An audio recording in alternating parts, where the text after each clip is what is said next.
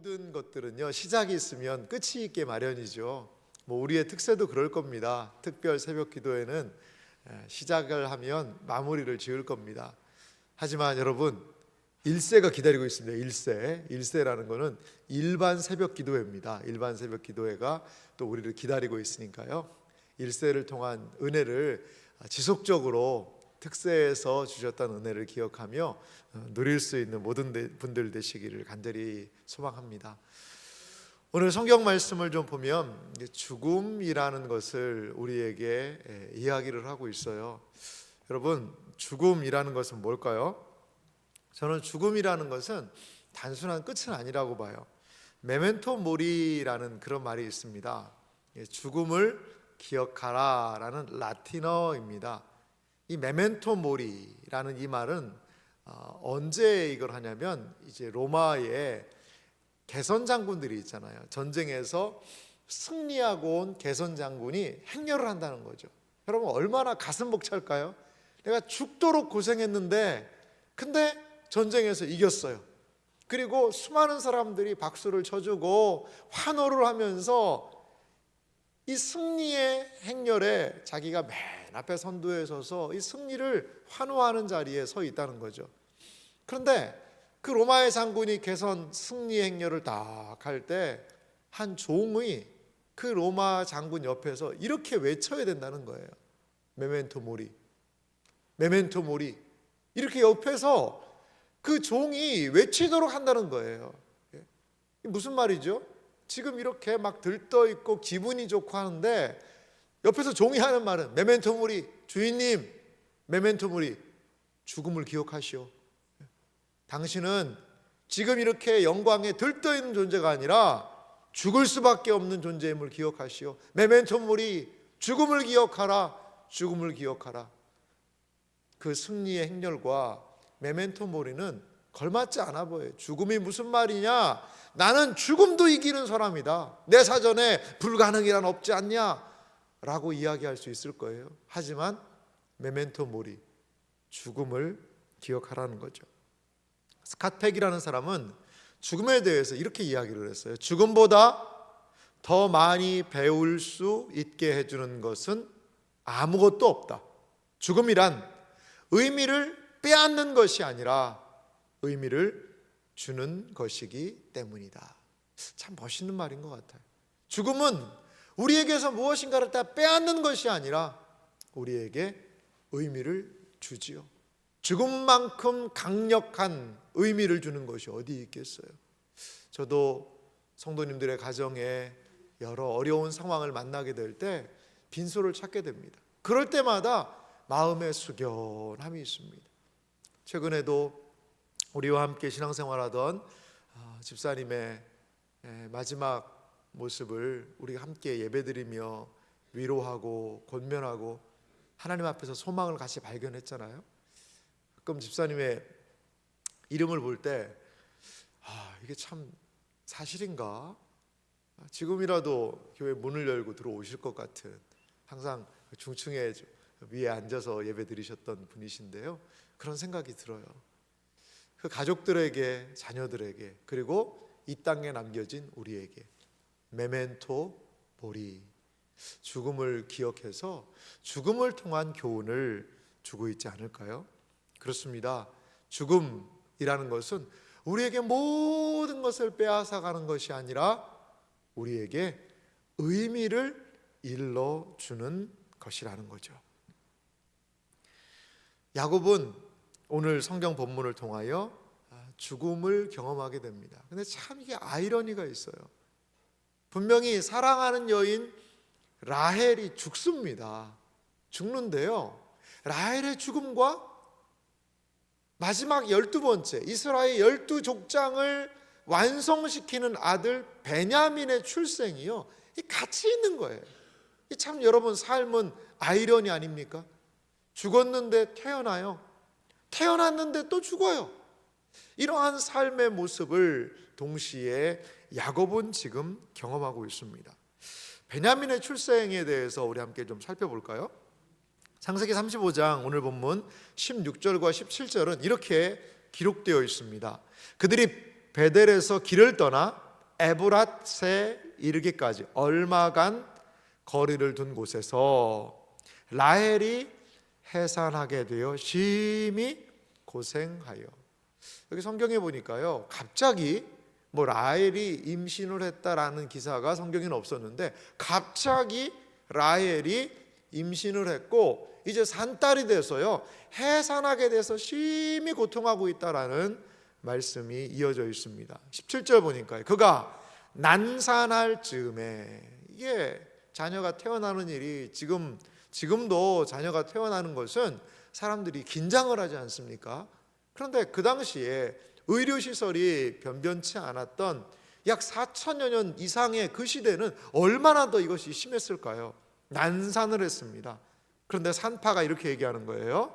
두려워하지 말라. 지금 내가 또 등남하느니라. 네가 지금 아들을 낳는다. 조금만 더 힘을 내라. 두려워하지 말아라. 아들을 출산한다는 것은 여인들에게 얼마나 큰 영예일까요? 고대 사회는 더욱더 그랬습니다.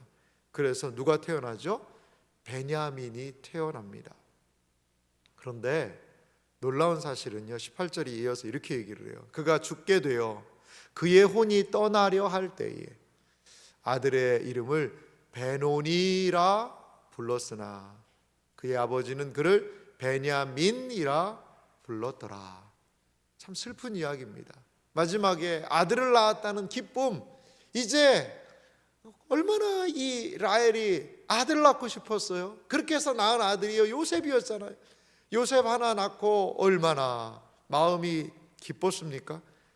그런데 두 번째 아들을 낳는 너무나도 기쁜 상황이에요. 하지만 이 아들을 출산함과 더불어서 그가 죽게 되어 혼이 떠나려 한다. 죽음과 맞바꾼 아들이라는 거죠. 그래서 그는 베노니라고 이야기해요. 아이고 슬프구나. 뭐가 슬펐을까요? 아들을 낳은 건 기쁘지만 내가 낳은 내 아들과 많은 시간을 함께 못하고 내가 너를 젖을 먹여서 키워야 되는데 그러지 못하고 내가 떠나게 되어 아들아 슬프다 라고 베노니라고 불렀다는 거죠. 그런데요, 그의 아버지는 그를 뭐라고 불렀어요? 발음이 비슷하죠. 베냐민으로 불렀다는 거예요. 이건 오른손의 아들이라는 뜻입니다. 자, 오른손의 아들이라는 것은 어떤 의미가 있을까요?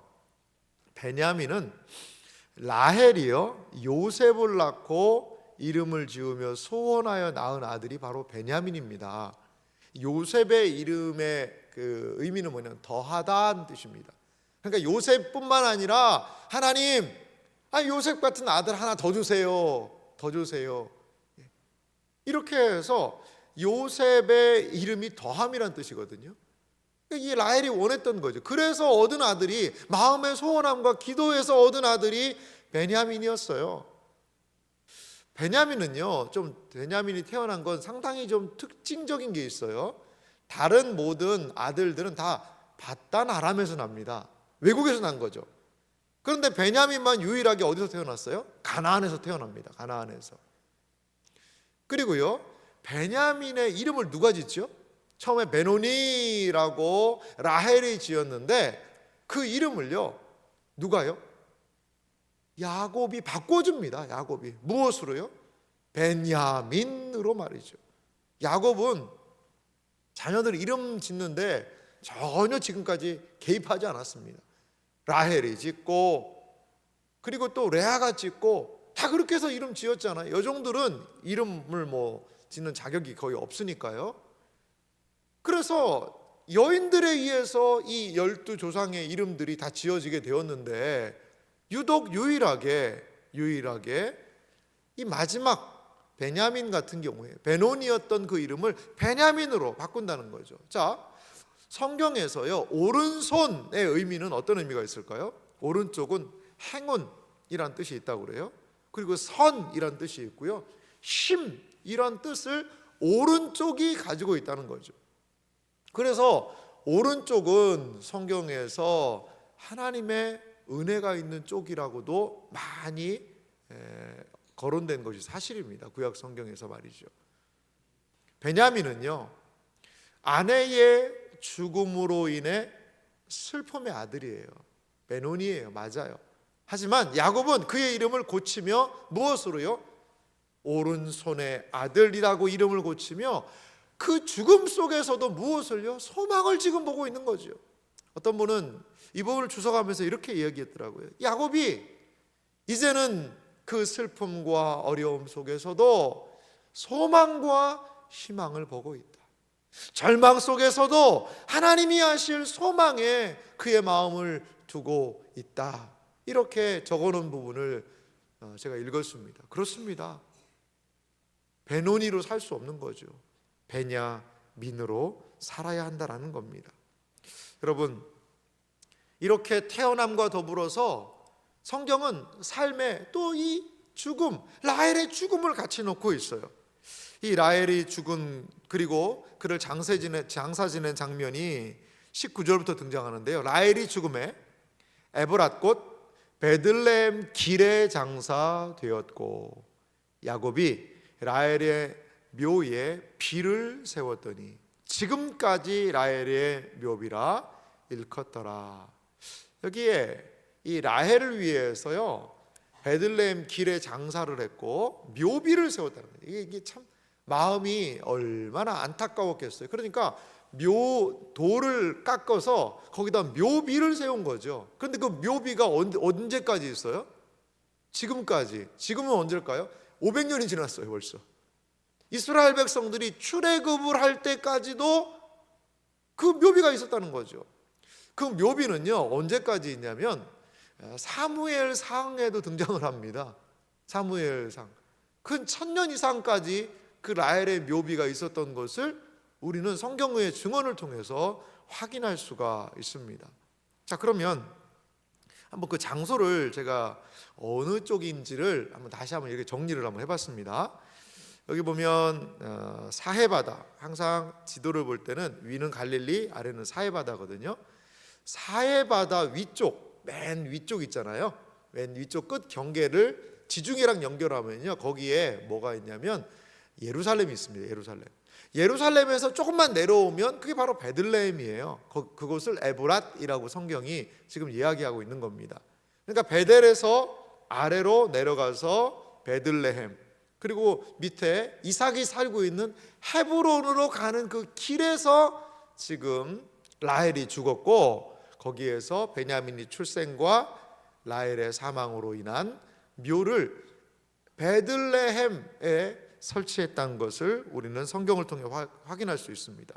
자, 라헬의 죽음 매우 뜻밖이었어요. 라헬의 죽음은요 매우 뜻밖이에요. 가장 사랑했던 여인이고, 그리고 언니가 아니라 동생이잖아요. 아마도 야곱보다도 레아와 라헬은 좀 나이 차이가 분명히 좀 난 것 같거든요. 여러 가지 정황상 보면. 그런데 이렇게 아내가 일찍 죽을 줄은 아무도 몰랐어요. 그리고 라헬이 어떤 여인입니까? 야곱이 가장 사랑했고요.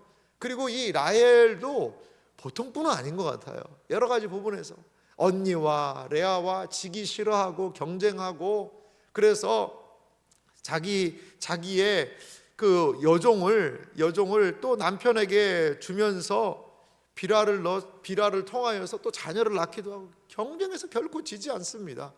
그리고 이 가정 잘 되게 하겠다고, 그리고 뭘 했어요? 드라빔 아버지 집에 있는 그 축복의 상징이라고 할 수 있는 드라빔까지 막 훔쳐다가 이 가정 한번 잘 돼 보게 하겠다고 그렇게 열심히 살았던 그런 여인입니다. 라헬을 어디서 만났지요? 야곱이요? 라헬이요 양떼 몰고 올 때 만났어요. 열심히 일했던 그러한 여인 아니었을까요? 그런데 라헬이 죽었다는 것은 매우 뜻밖입니다. 베델에서 자손, 땅에 대한 약속을 하나님께 받았잖아요. 베델을 통하여서 다시 엘베델 하나님께 이야기하고, 베델에서 베델로 하나님께 순종하면서 땅에 대한 약속, 네 자손이 많아질 거다 약속 받았어요. 그래서 베냐민 얻었지요. 감사함이 있어요. 하지만 아내의 죽음이라는 그런 결과가 찾아오는 거예요. 이 아내가 죽으면 더 많은 자손을 어떻게 낳을 수 있을까? 아마도 생각하지 않았을까요? 라헬의 갑작스러운 죽음은 그의 무덤이 베들레헴 어디에 장사됐다는 거죠? 길에 장사된 것으로 알 수 있다는 거예요. 이게 어떤 오랜 투병을 통하여서라든지 이게 예측된 죽음이 아니어서 이제 연세가 높으니까 돌아가실 때가 됐구나, 그런 죽음이 아니라 사람을 길에 묻는다는 것은요, 어떻게 경황이 없는 거죠. 경황이 말이죠. 야곱은 베노니 슬픔이 아니라 이 상황을, 그가 받아들인 이 상황을 베냐민 힘, 오른손의 아들, 그 힘의 근원으로 지금 살기 원하고 있다라는 겁니다. 사랑하는 성도 여러분, 죽음이라는 것이 의미를 주지만 죽음이라는 것이 우리에게 주는 큰 슬픔이 있죠. 얼마나 이 죽음이라는 것이 슬프고 어렵습니까? 그래요. 야곱이 얼마나 많이 슬펐을까요? 하지만 그 슬픔 안에만 머물러 있던 것은 분명히 아니에요. 존 칼빈이 이 부분을 주석하면서 500년 전이지만 참 의미 있는 이야기를 했더라고요. 묘비를 세우고 그렇게 하는 것은 이 야곱에게 이 죽음의 큰 슬픔도 있지만 분명히 라헬도 부활할 것이고 분명히 하나님 안에서 다시 만날 소망을 거기에 담아 놓았을 것이다. 이렇게 500년 전에 존 칼빈 선생님이 이 부분을 주석했다라는 거죠. 그렇습니다. 그리스도인의 죽음에는 슬픔이 있죠. 왜냐하면 여러분, 사랑하던 사람들을 잃는다는 그 슬픔이 얼마나 큽니까? 하지만 그 슬픔 안에, 베노니 안에만 머물러 있을 것이 아니라 그 슬픔을 통하여서 무엇까지 봐야 되는 거죠? 베냐민까지도 볼 수 있는 것이 그리스도인의 시각이라는 거죠. 시각이라는 거죠. 분명히 사랑하는 여인의 마지막 유언이자 유지 아니겠어요? 여보, 얘는 베노니예요. 베노니로 이름 지어요. 베노니. 마지막까지 자기가 할 일을 다 하는 거죠. 하지만 당신은 편안하게 눈 감고 얘를 나는 베노니라고 부르고 싶진 않아요. 일평생 슬픔의 아들로 살게 하지 않을 거예요. 여보, 걱정하지 마시오.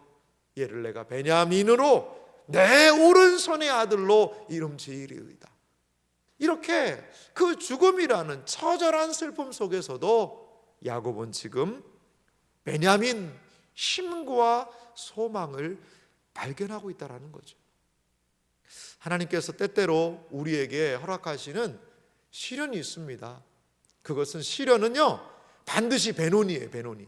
슬프고요, 힘들고요, 애통하고요, 이거 뭐 어떻게 해야 될지는 모르겠어요. 하지만 사랑하는 성도 여러분, 우리가 베델을 통과했잖아요. 베델을 통과한 신자는 베노니 슬픔의 상황에서도 베냐민을 발견하고 바라볼 수 있는 소망이 하나님 안에 있다는 사실을 믿으시기 바랍니다. 그래서 올해 여러 가지 우리에게 예측하지 못한 상황이 올 수 있어요.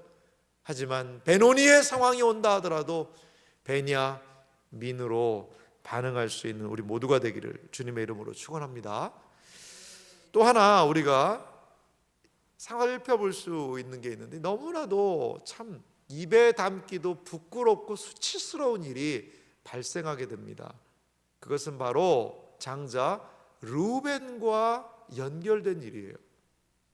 창세기 35장 21절과 22절을 제가 읽어보면요, 이스라엘이 다시 길을 떠나 에델 망대를 지나 장막을 쳤더라.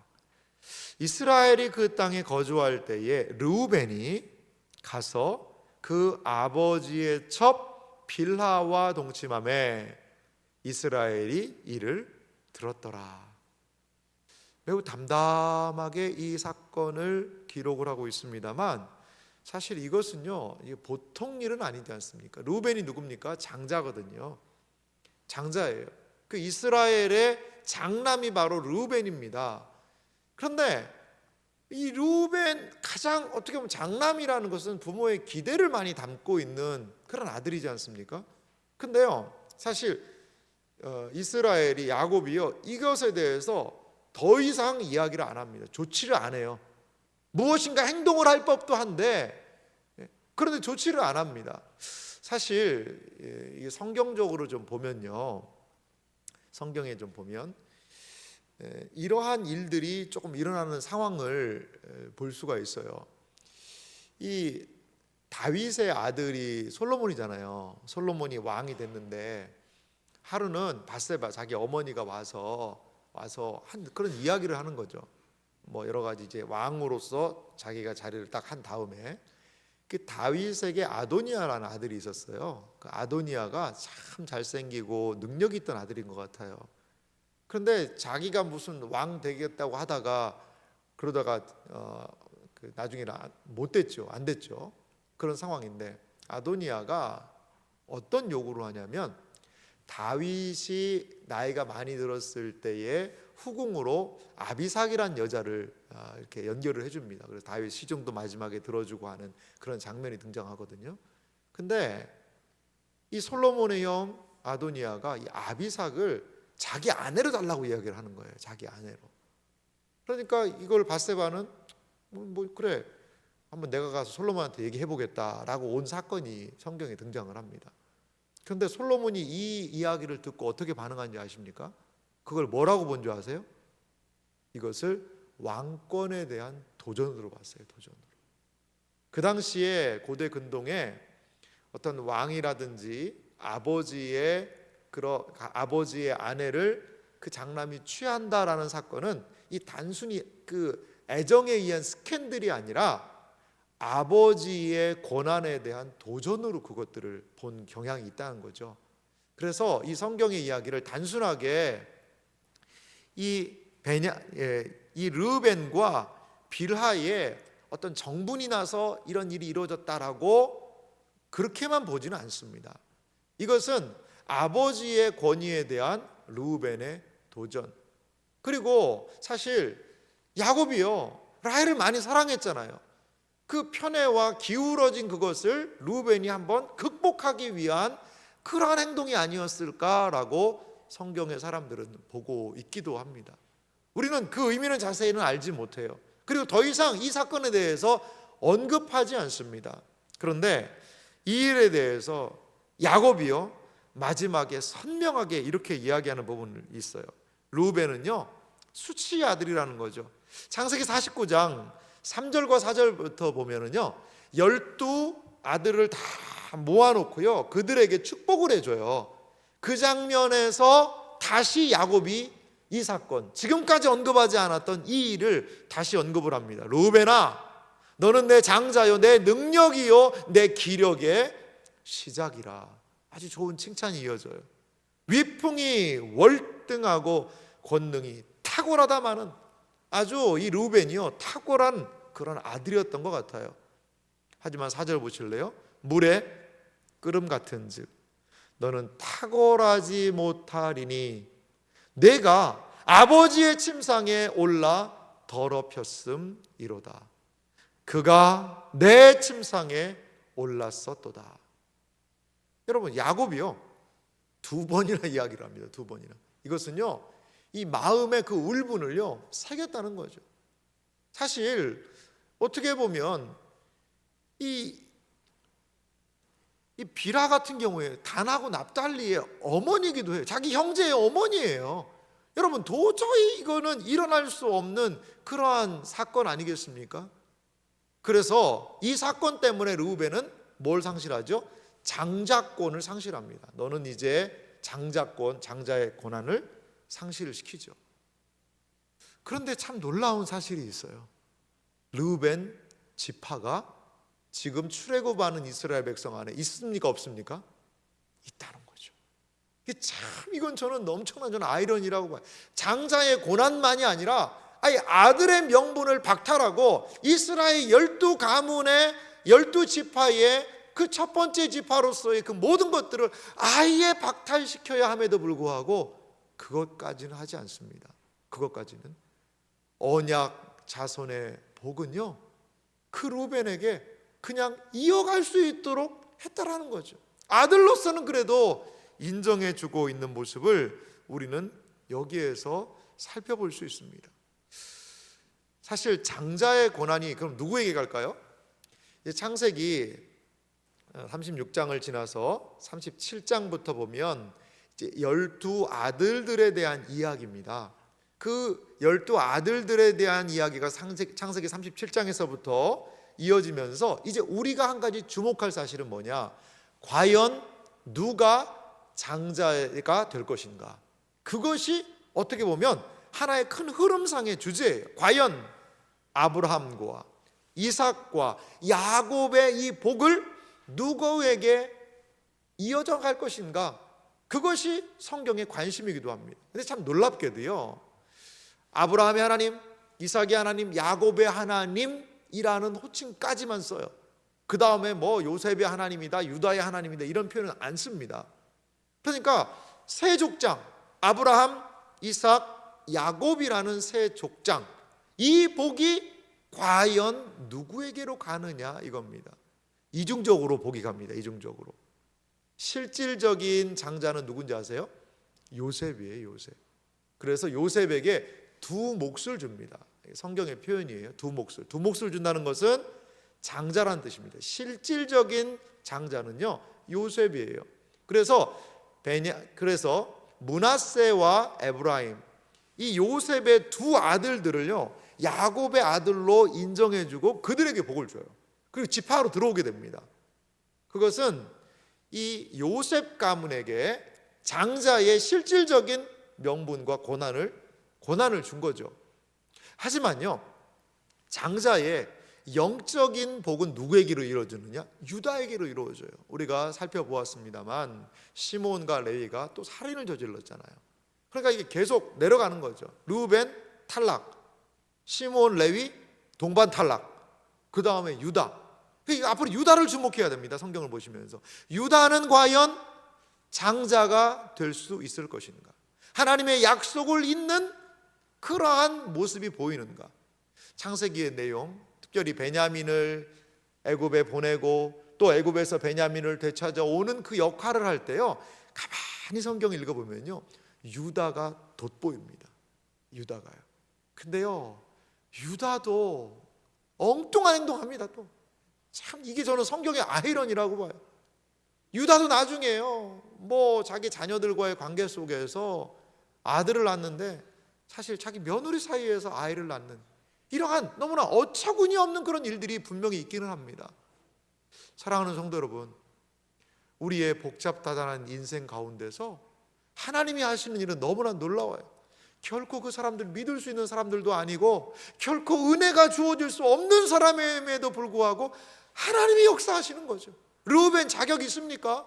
아니 이런 자녀를 어떻게 해야 됩니까? 호적에서 파야죠.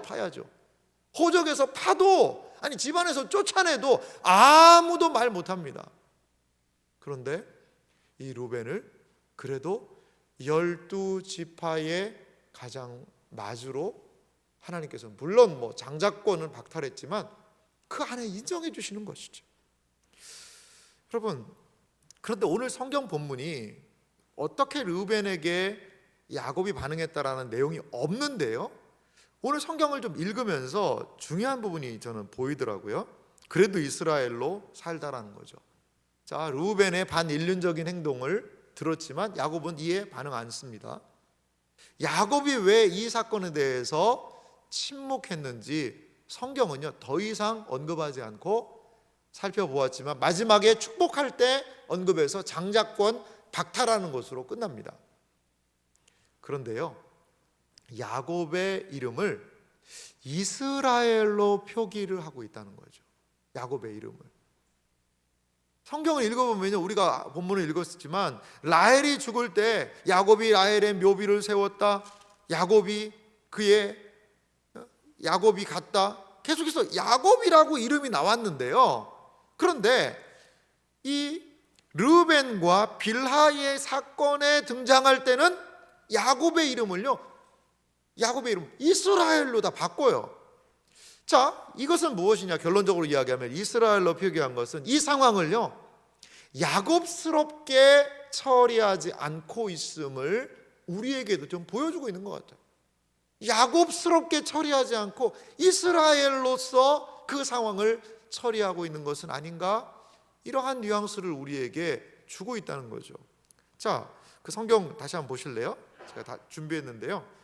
그 다음 넘기면 바로 있습니다. 창세기 25장 21절에서 22절. 제가 이스라엘이라는 걸 표시를 해봤어요. 2절, 이 지금 르우벤과 비라의 사건을 이야기하면서 이 2절이 있는데요. 거기에 3번이나 이스라엘이라고 이름을 표현하고 있어요. 이스라엘이 다시 길을 떠나 이스라엘이 땅에 거주할 때에 이스라엘이 들었더라. 분명히 위에 20절은 야곱이에요. 야곱이 묘세웠어요 라고 이야기하면, 아니 문맥상 야곱이 다시 길을 떠났더라, 야곱이 그 땅에 거주할 때에 야곱이 이를 들었더라 라고 할 수도 있어요. 그런데 왜 성경 저자는, 왜 성경은 갑자기 이름을 여기에서 급변침하듯이 이스라엘로 뒤바꿔버린 걸까요? 이 아들의 반인륜적인 행동, 결코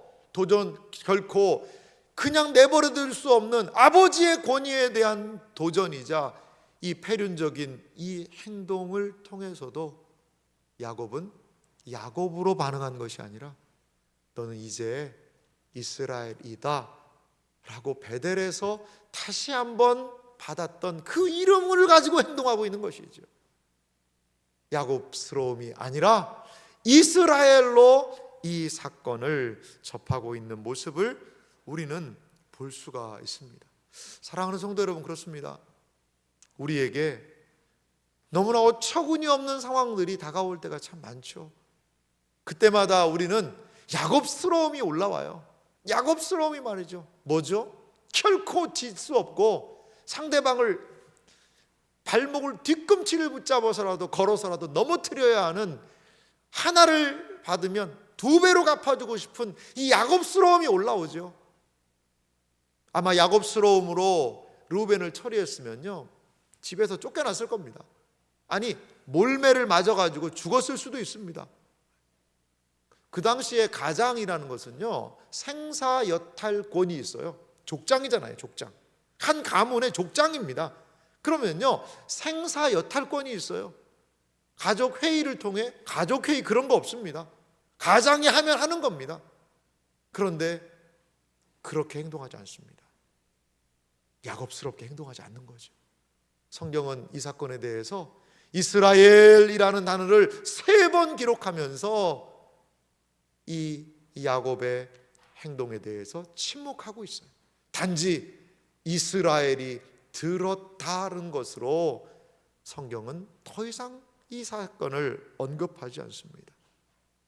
이스라엘, 야곱이 이걸 듣고 얼마나 많이 이것을 삭히기 위해서 얼마나 많이 기도했을까요?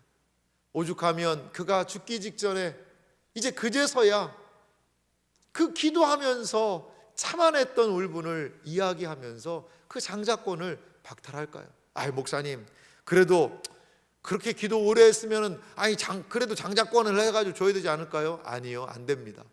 장자는 그렇게 흠결이 있는 존재는 장자 될 수 없는 거예요. 아니 그래도 다 용서했지 않습니까? 그래요, 용서했어요. 하지만 하나님이 세우시는 장자, 하나님의 복을 이어갈 장자는 그렇게 해서는 안 되는 거죠. 그건 자격 박탈입니다. 자격 박탈이에요. 용서는 했을 거예요. 하지만 하나님의 복을 잊지는 못하는 르우벤의 부끄러운 모습을 성경은 우리에게 보여주고 있습니다. 사랑하는 성도 여러분, 저는 오늘 말씀을 준비하면서 참 마음이 많이 슬펐습니다. 이제 우리는 생각합니다. 2번이나 베델에서 시작해서 베델로 그렇게 순종했고 이름도 바꿔주셨고 은혜도 베풀어 주셨고 할렐루야 아멘 됐으면, 아니 그 다음부터 하나님께서 베냐민도 낳게 하고, 그리고 자녀들이 막 아버지 더 잘 섬기고 이 가정이 화목하고 서로 기뻐하고 즐거워해서, 왜냐하면 2번이나 베델을 통과했고 하나님 약속 받았으니까 이제 무슨 일을 만나도 만사형통하고 모든 것들이 다 잘 될 것이다 라고 기대하잖아요. 그런데 그렇게 인생이 호락호락하진 않더라는 거죠. 이 사건을 기록하면서 하나님의 사람 존 칼빈은 그렇게 주석을 했더라고요. 이것은 야곱으로 하여금 교만하지 않고 철저히 자기 자신을 낮추게 한다. 이렇게 거기에 주석을 해놓으셨더라고요. 이 모든 과정을 통하여 먼저 간 아내, 또한 이 르우벤의 아들의 이러한 만행, 이것을 통하여 그는 더 철저하게 낮아졌다라는 거죠. 사랑하는 성도 여러분, 이런 어려운 상황 속에서도 가야 할 길이 있습니다. 그래도 가야 할 길이 있다라는 거죠. 말씀을 준비하면서 제가 보고 있는 책 중에 앨런 로스의 창조와 축복이라는 책이 있는데요, 거기에서 앨런 로스는 이 부분을 이렇게 정리합니다. 모든 마지막은 새로운 시작이며 새로운 헌신을 요구한다. 하나님의 백성들은 하나님의 약속이 그들의 여정 가운데 확증될 수 있도록 영적 부흥을 통해 하나님의 계획 안에서 행하기로 맹세한 자신의 다짐을 성취해야 한다. 영적 부흥, 우리 베델입니다. 베델의 영적인 부흥이 분명히 있어요. 하지만요, 베델의 부흥이 있음에도 불구하고 이러한 어려움도 분명히 따라온다라는 거죠. 이 딜레마, 이 어려운 삶의 아이러니 속에서도 하나님의 계획 안에서 행하기로 맹세한 자신의 다짐 성취해야 된다는 거죠. 걸어갈 길이 있다라는 거죠. 아내가 죽고 아들이 만행을 저지르고 그 어려움 속에서도 베델의 하나님을 의지하여 걸어갈 길이 있다라는 겁니다. 있다라는 거죠. 예수님을 우리의 힘으로 삼을 때 우리는 걸어갈 길이 있음을 여러분 기억하시기 바랍니다. 우리는 하나님의 백성으로 하나님이 우리에게 주시는 이 삶을 지속적으로 감당하며 나아가야 되는 것, 이것이 우리에게 주신 하나님의 은혜이자 어떻게 보면 사명의 길이 아닐까요? 이 길에 대해서 시편 48편 14절은 우리에게 이렇게 도전하고 있습니다. 같이 읽어볼까요? 함께 읽겠습니다. 이 하나님은 영원히 우리 하나님이시니 그가 우리를 죽을 때까지 인도하시리로다. 아멘. 사랑하는 성도 여러분, 우리 하나님은 어떤 분이십니까? 우리를 죽을 때까지 인도하시는 하나님이세요. 죽을 때까지. 야곱의 이 시련과 마음의 상처와 애통 속에서도 하나님은요, 야곱을 끝까지 인도하십니다. 어디까지? 복의 사람, 축복의 사람이 될 수 있을 때까지 말이죠. 슬픔과 어려움 속에서도 인도하시는 하나님을 생각합시다. 베노니의 삶이, 슬픔의 삶이 있지만 베냐민을 바라보고 야곱스럽게 행동할 수밖에 없는 상황이지만 이스라엘로 어금니를 깨물면서 하나님의 뜻을 생각하며 살아갔던 이 사람의 모습처럼 우리에게도 베노니의 모든 어려운 상황, 야곱스럽게 행동할 수밖에 없는 그 상황에서도 베냐민을 기억하시고 이스라엘을 기억하며 하나님이 우리에게 허락하신 그 길을 넉넉히 걸어나갈 수 있는 우리 모두가 되시기를 주님의 이름으로 축원합니다.